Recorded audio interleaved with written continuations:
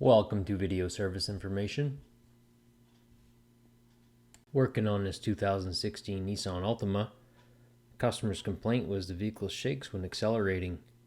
Vehicle's got around 60,000 miles on it. You can hear in this video that the vibration and the excessive whining noise coming from the transmission.